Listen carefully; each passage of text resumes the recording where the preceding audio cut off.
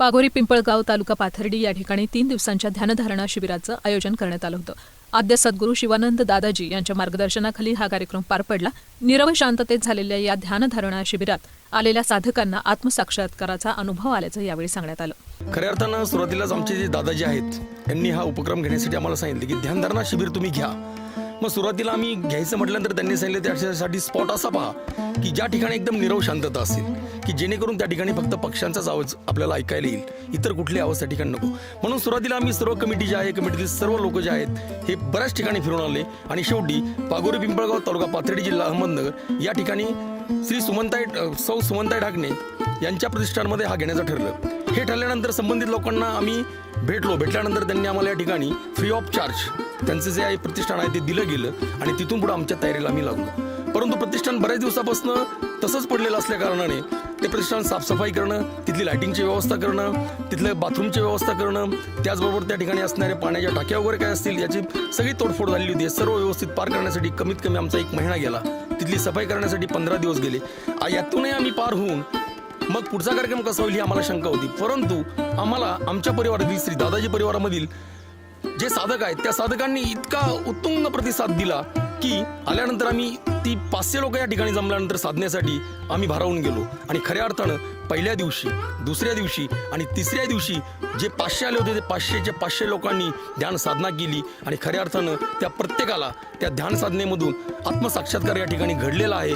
आणि त्याच वेळी त्यांना समजून आलं की खऱ्या अर्थानं धार्मिकता काय असते किंवा साधनेचे फायदे काय. आणि याचा फायदा एकंदरीत असा झाला की जे लोक आहेत या ठिकाणी आलेले, ज्या लोकांना साधनेला बसायला जमत नव्हते किंवा साधना जास्त वेळ करू शकत नव्हते, अशा लोकांना जास्त वेळ साधना करण्याची या ठिकाणी सवय लागलेली आहे. आणि निश्चितच हा झालेला जो प्रोग्राम आहे या प्रोग्राममधून, या ध्यान साधना शिबिरामधून यापुढे ध्यान साधनेला बसण्याचा वेळ त्यांचा निश्चितच वाढणार आहे आणि त्यातून परमेश्वर परमात्मा भगवंत भेटून त्यांचं 100% आत्मकल्याण होणार आहे याची मी या ठिकाणी ग्वाही देतो.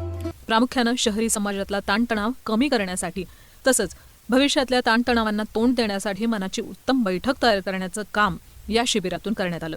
आद्य सद्गुरू शिवानंद दादाजी यांच्या कल्पनेतून साकारलेल्या या शिबिरातून धार्मिकतेच्या पायावर उभारलेल्या ध्यानधारणेलाच पाया मानून परमेश्वर चरणी लीन होण्याचा मार्गच जणू इथे प्रत्येक साधकाला मिळाला असं म्हणायला हरकत नाही.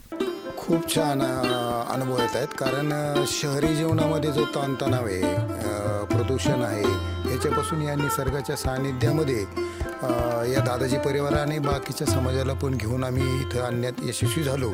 आणि गेली 3 दिवस झालं हे शिबिर यशस्वीरित्या पार पडते. लोक ध्यानामध्ये तल्लीन होत आहेत, निसर्गाचाही आनंद लुटत आहेत. याच्यामुळं आम्ही यशस्वी झालो असंच म्हणूया. कारण लोकांना अनुभव पण आलेले आहेत भरपूर या शिबिराचे.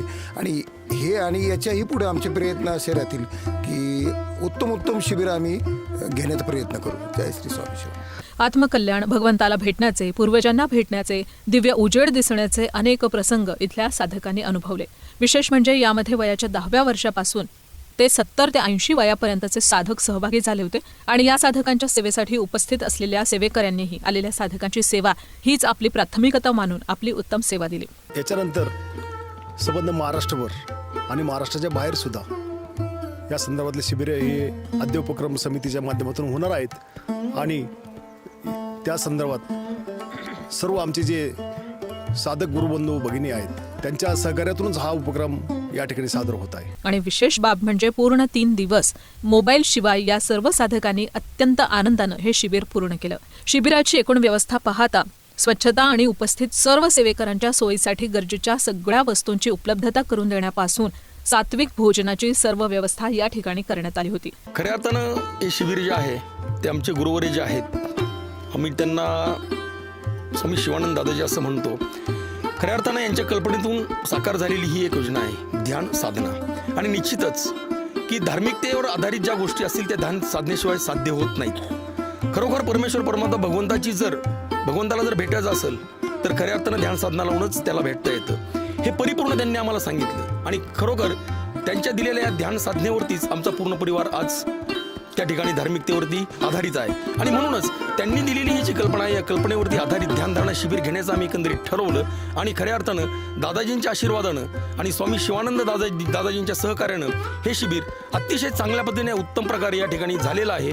निश्चितच या ठिकाणी आलेल्या लोकांना माहिती झालं की आपण परमेश्वर परमात्मा भगवंताची कितीही सेवा केली पण त्याला जर जोड ध्यानधारणीची नसेल तर निश्चित धार्मिकतेवरती आधारित असणाऱ्या गोष्टींमध्ये आपण आपला जे आहे आपण काय म्हणतो स्टेज जी आहे आपली ती वरती आपण पोहोचू शकत नाही. परमेश्वर परमात्मा भगवंतापर्यंत आपण जाऊ शकत नाही. म्हणून निश्चितच स्वामी शिवानंद दादाजींनी आम्हाला धार्मिकतेवर आधारित ध्यान साधना जी दिली आहे, निश्चितच सर्वश्रेष्ठ जर काय असेल धार्मिकतेमध्ये तर ध्यान साधना हीच आहे. आणि हीच ध्यान साधना जर आपण केली तर आपण निश्चितच परमेश्वर परमात्मा भगवंतापर्यंत पोहोचू शकतो. हा विचार, हा आचार स्वामी शिवानंद दादांनी आमच्यापर्यंत पोहोचवला आणि त्यावर आधारितच आम्ही हा उपक्रम राबवलेला आहे आणि यापुढे निश्चित हे उपक्रम आम्ही राबवणारच, यात तीळ मात्रही शंका नाही. ध्यानधारणेशिवाय योग आणि अनेकांच्या सकारात्मक विचारांचा आनंदही यावेळी साधकांना घेता आला. एकूणच काय, आजच्या धावपळीच्या जगात शरीराला आणि मनाला आवश्यक अशा ऊर्जेचं स्रोत म्हणून या शिबिराचा उल्लेख करता येईल.